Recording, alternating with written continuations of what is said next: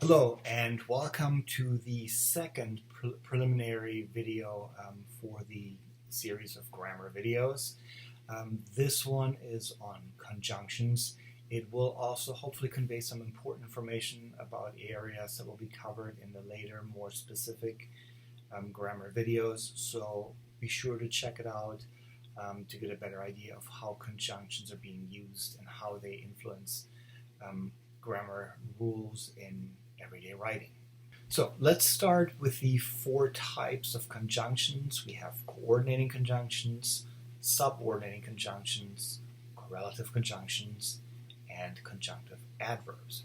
So it will probably be much more helpful to actually look at how each type actually functions in a sentence and look at specific examples that tend to be more helpful than general definitions. So coordinating conjunctions are conjunctions that connect sentence elements of equal grammatical value. So they connect independent clauses with independent clauses, phrases with phrases, and words with words. And so also the other thing that's important in terms of emphasis of specific components or elements in a sentence, coordinating conjunctions sort of lend an equal emphasis to each item that the two items that they're combining. So the 7 coordinating conjunctions are for, and, nor, but, or, yet, and so. And if you notice, if you take the first letter of each and you combine those 7 letters, it spells out the word fanboys. So that's a great way to remember what they are.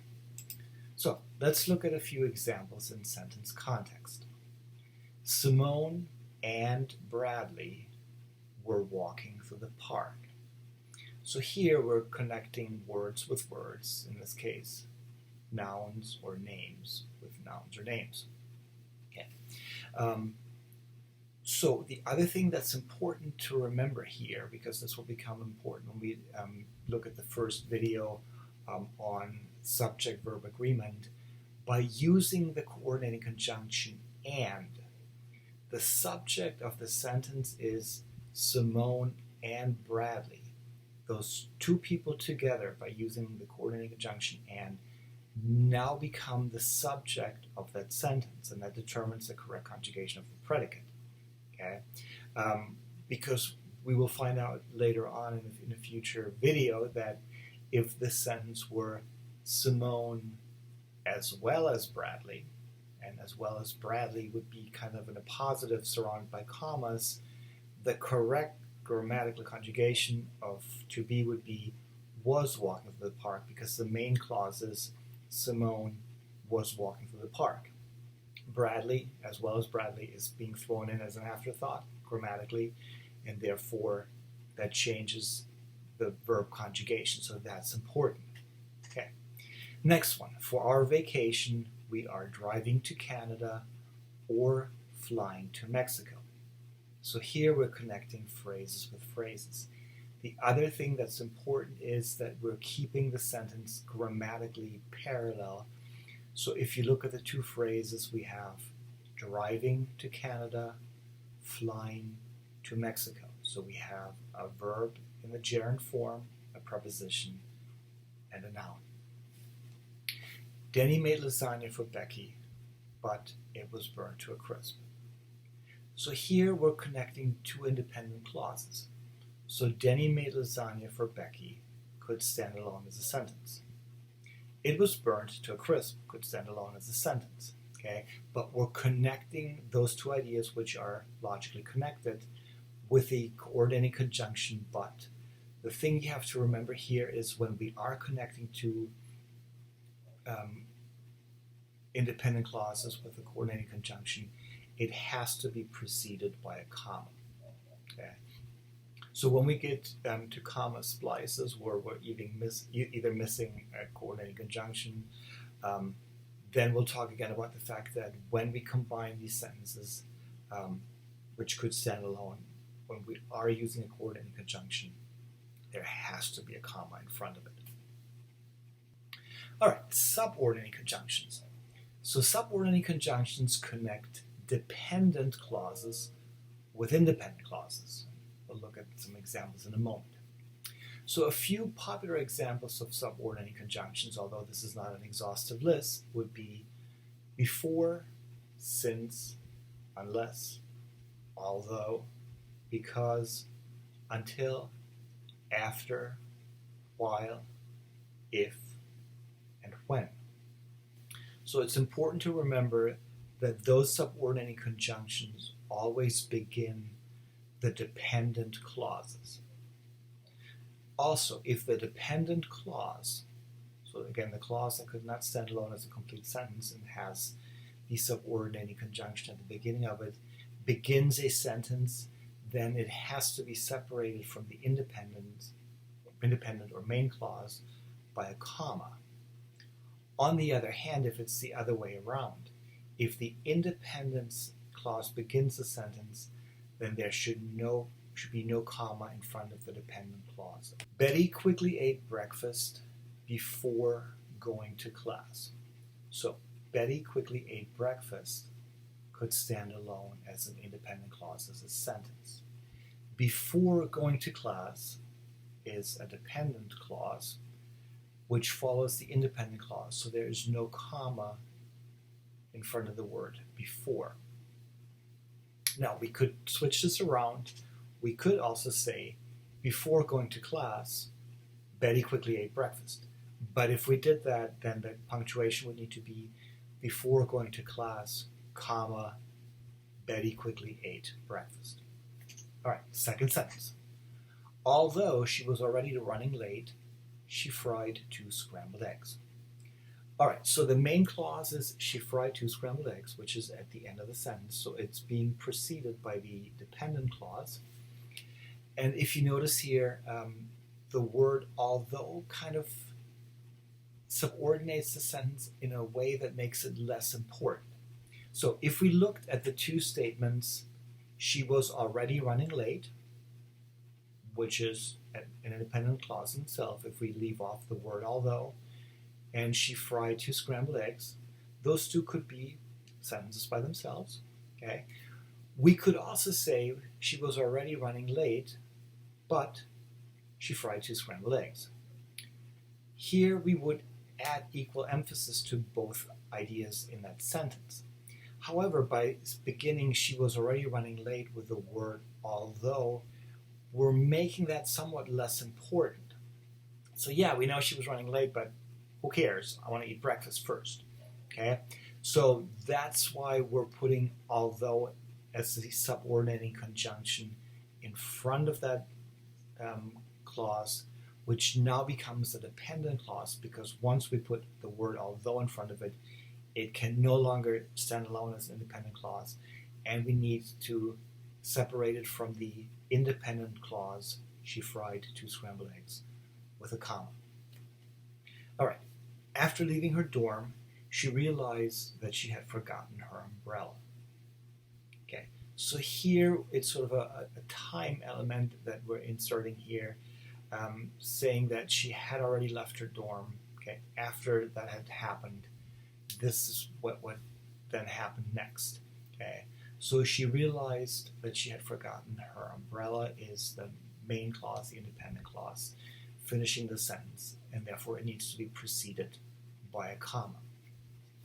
Since she was running late, going back to get it was not an option. So since here, in the sense of because she was running late, is sort of a cause and effect relationship that we're establishing here. Okay? Again, we're starting the sentence with the dependent clause because we have the subordinating conjunction since. We need a comma after it before we get to the independent clause in the sentence, finishing the sentence with going back to get it was not an option. All right. The next subordinating clause introduces another time element. By the time she reached the bus shelter, she was soaking wet. So this is sort of an introductory clause that tells us when this happened. Okay. So again, the main clause, the independent clause, is she was soaking wet. So that is preceded by the dependent clause. And again, the two are separated by a comma. She lost her student ID on the shuttle bus because her backpack has a hole. All right, so here we're starting the sentence with the independent clause. She lost her student ID on the shuttle bus, which could stand alone, because her backpack has a hole. So please note that there is no comma in front of the word because, since we're ending the sentence with the dependent clause. Now, again, just like the first one, we could flip this around. We could say, because her backpack has a hole, she lost her student ID on the shuttle bus. But again, if we did that, it would have to be because her backpack has a hole, comma, she lost her student ID on the shuttle bus. All right, next one. When she finally reached the liberal arts building, her professor was exiting the building. So again, here the subordinating conjunction establishes a time element. So when she reached the liberal arts building, at the point in time this happened, comma, and then the main idea, her professor was exiting the building, is the independent clause. Although he carried an umbrella, he was rushing toward the parking garage. So here again, although makes the fact that he has an umbrella much less important, because the important thing is that he still feels that he needs to run to the parking garage. After she had finally caught up with him, she asked, "Don't we have class today?" So again, after sort of establishing a chronology of things, so that it's subordinating conjunction, and the final sentence, "No," said her professor, "since," in a sense of because, today is Tuesday, our Monday, Wednesday class will not meet today. Okay, so hopefully this sort of shows how we're using subordinating conjunctions, again, at the beginning of dependent clauses, and then just be sure to remember that if the dependent clause is at the beginning of the sentence, separated from the main or independent clause with a comma, if you flip it around, if you start with the independent clause, the one that can stand alone as a sentence, you do not have a comma before you finish the sentence with the dependent clause. All right, the next area are the correlative conjunctions.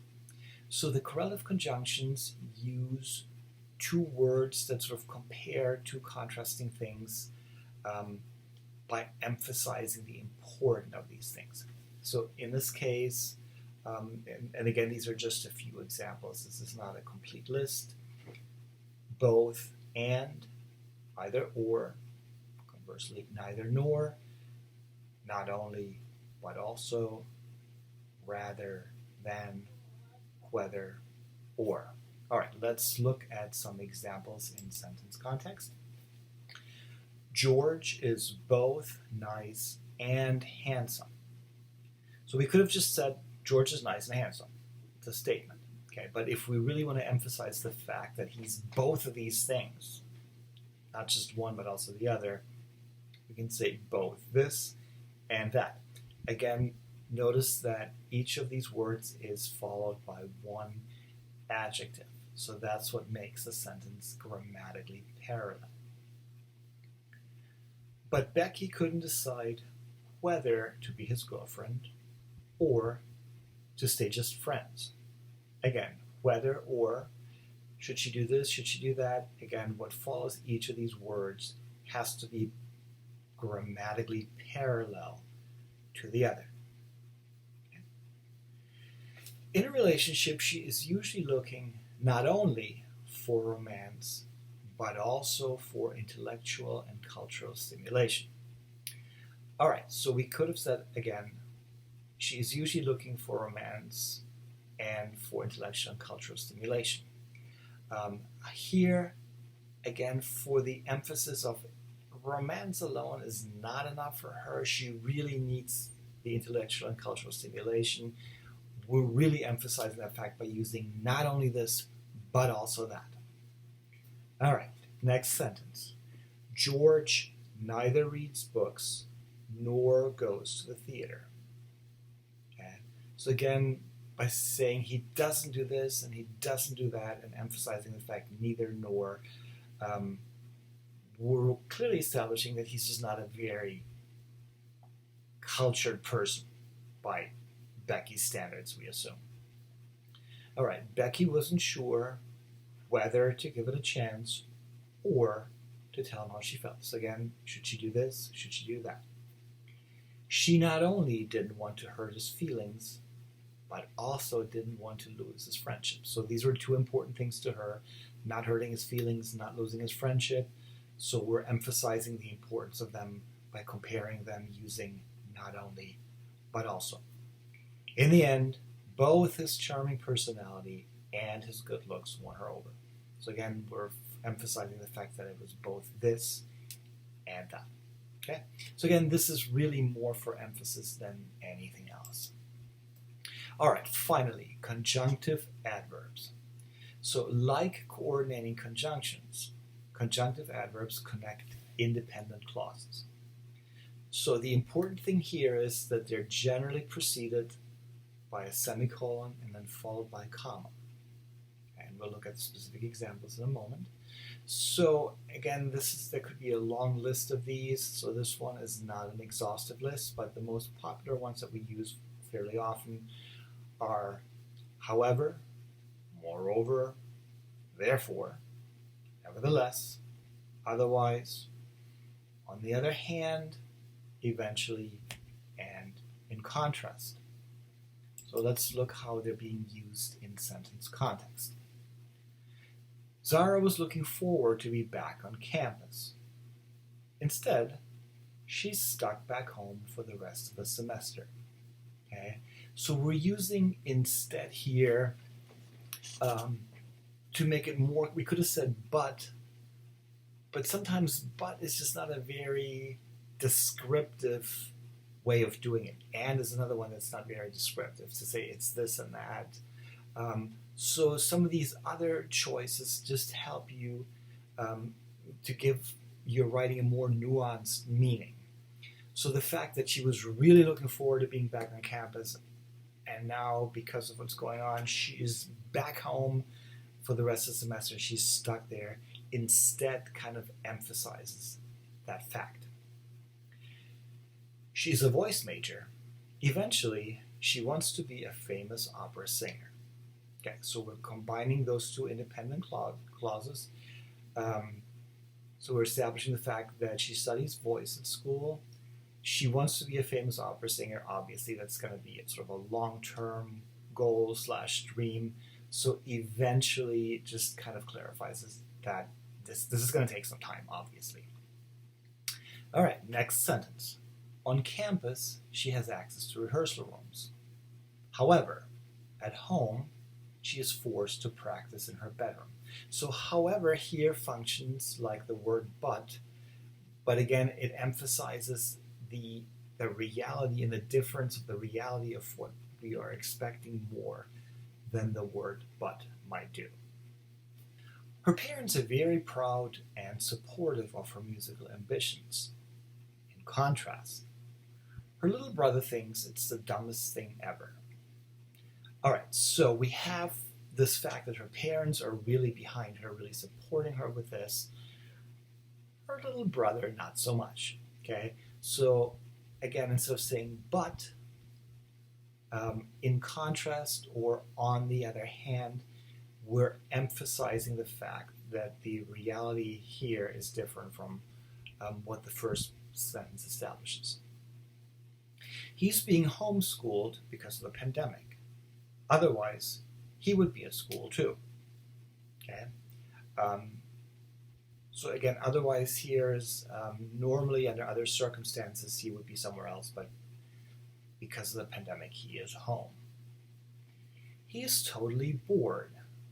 Therefore, he decides to annoy Zara.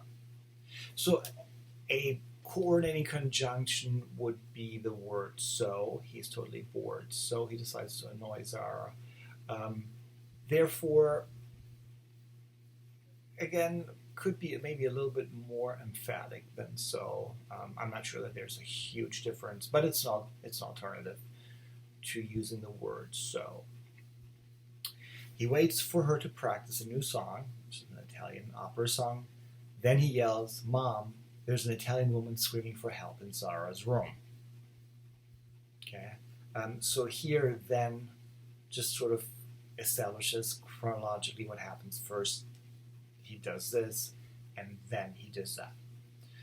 Zara loves her family, nevertheless, her little brother is ridiculous. Okay, so nevertheless, it could be on the other hand. However, okay, we have multiple possibilities here. So again, the important thing to remember is those combine two independent clauses. So each of these clauses could be sentences by themselves. So therefore, we have to separate them, first of all, with a semicolon following the first independent clause. Then we have the conjunction, which is then followed by a comma. So it's always semicolon, the conjunction, and a comma. All right, so that concludes the video on conjunction. So hopefully the first two videos have kind of prepared you for the most important concepts in terms of fundamental grammar rules, sentence components, and conjunctions. And I look forward to seeing you in the next video, which will be on subject-verb agreement. Thank you.